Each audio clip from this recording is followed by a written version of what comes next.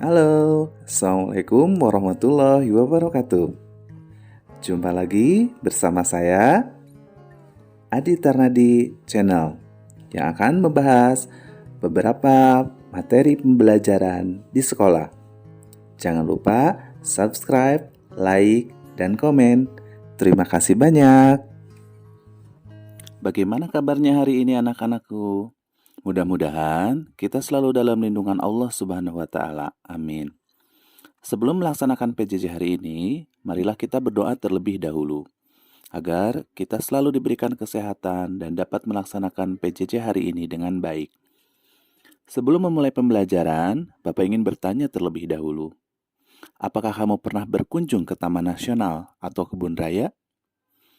Kalau pernah, mungkin di sana kamu bisa melihat begitu banyak pohon-pohon besar dan tinggi. Bahkan ada yang tingginya sampai berpuluh-puluh meter. Bagaimana pohon itu dapat begitu tinggi dan besar? Bagaimana caranya air dan nutrisi yang dibutuhkan dapat sampai ke bagian atas pohon tersebut? Apakah yang menopang pohon-pohon itu sehingga dapat berdiri tegak? Kalian dapat menemukan jawabannya setelah mempelajari bab ini. Untuk itu, marilah kita mulai pembelajaran PJJ hari ini. Materi yang akan disampaikan sekarang yaitu mengenai struktur dan fungsi dari akar, batang, daun, bunga, dan buah. Tentunya, kamu masih ingat materi kelas 7 mengenai jaringan tumbuhan. Jaringan tumbuhan terdiri dari jaringan epidermis yang berfungsi sebagai pelindung, jaringan parenkim sebagai dasar untuk jaringan lainnya, jaringan penguat yang terdiri dari sklerenkim dan kolenkim, serta jaringan pengangkut yang terdiri dari phloem dan xilem. Berikut ini akan dijelaskan mengenai bagian fungsi dari akar, batang, daun, bunga, dan buah. Yang pertama, kita akan bahas mengenai akar terlebih dahulu. Akar berfungsi untuk menambatkan dan memperkokoh berdirinya tumbuhan, menyerap air dan garam mineral, bernafas, serta menyimpan cadangan makanan. Pada tumbuhan berbiji, ada dua sistem perakaran, yaitu akar tunggang dan akar serabut. Sistem perakaran tunggang terdapat pada tumbuhan dikotil, misalnya pada pohon mangga, sedangkan akar serabut biasanya terdapat pada tumbuhan monokotil, misalnya pada tanaman padi. Agar kalian bisa membedakan, berikut ini contoh dari bentuk akar tunggang dan akar serabut dari pohon mangga dan padi. Sistem perakaran tunggang itu mempunyai bagian yang berukuran besar sebagai bagian utama. Dan dari sana akan tumbuh akar-akar kecil sebagai akar cabangnya. Sedangkan pada akar serabut tidak terdapat bagian akar utama, tetapi bisa terlihat bahwa akar tumbuh semua dari bagian pangkal dan bercabang-cabang membentuk struktur seperti serabut. Yang kedua adalah batang. Batang berfungsi untuk menegakkan tubuh tumbuhan, serta menghubungkan akar dan daun.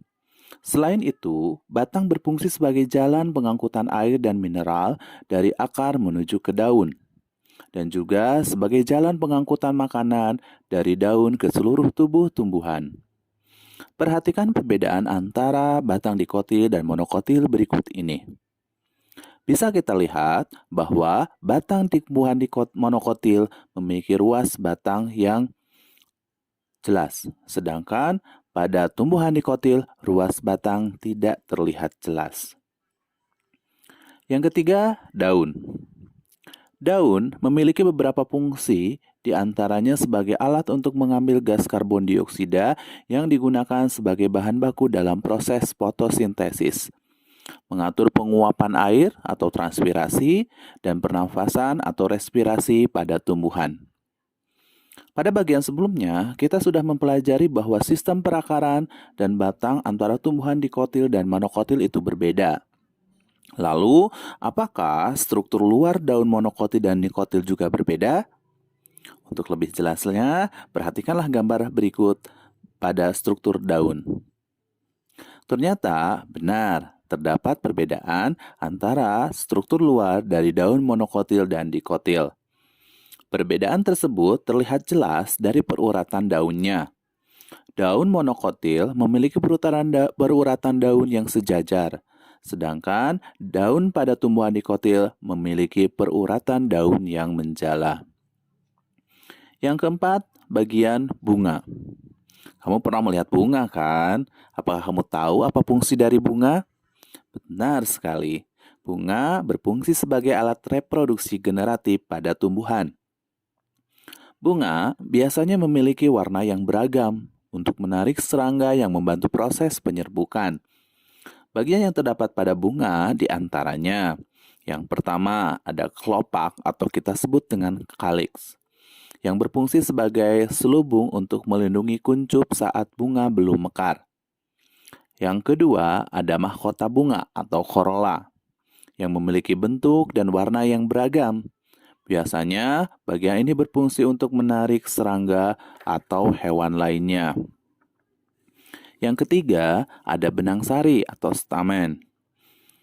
Ini merupakan bagian yang berfungsi sebagai alat kelamin jantan yang di dalamnya terdapat serbuk sari sebagai gamet jantan. Yang keempat, ada putik yang berfungsi sebagai alat kelamin betina. Di dalam putik terdapat bakal biji, bakal buah, tangkai putik, dan kepala putik. Yang kelima kita bahas mengenai buah. Pernahkah kamu memakan buah mangga atau buah yang lain? Tentu pernah kan?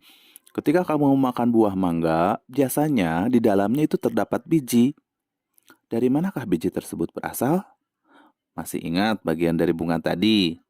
Salah satu dari bagian bunga yaitu adalah putik, yang di dalamnya terdapat bakal buah dan bakal biji.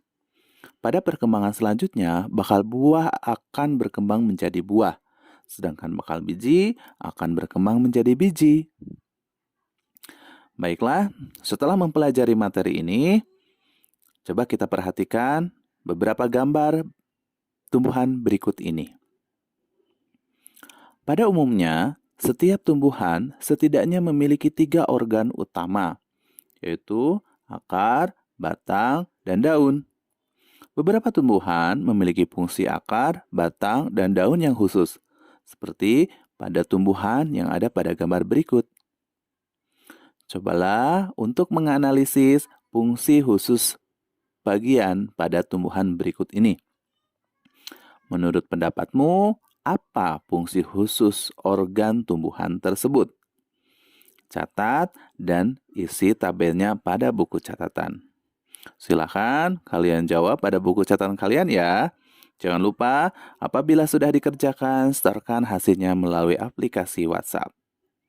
Demikianlah materi yang dapat Bapak sampaikan pada pertemuan kali ini. Mudah-mudahan kalian bisa memahami materi yang telah disampaikan. Ingat, tetap jaga protokol kesehatan. Tetap semangat belajar ya. Bapak tutup. Wassalamualaikum warahmatullahi wabarakatuh.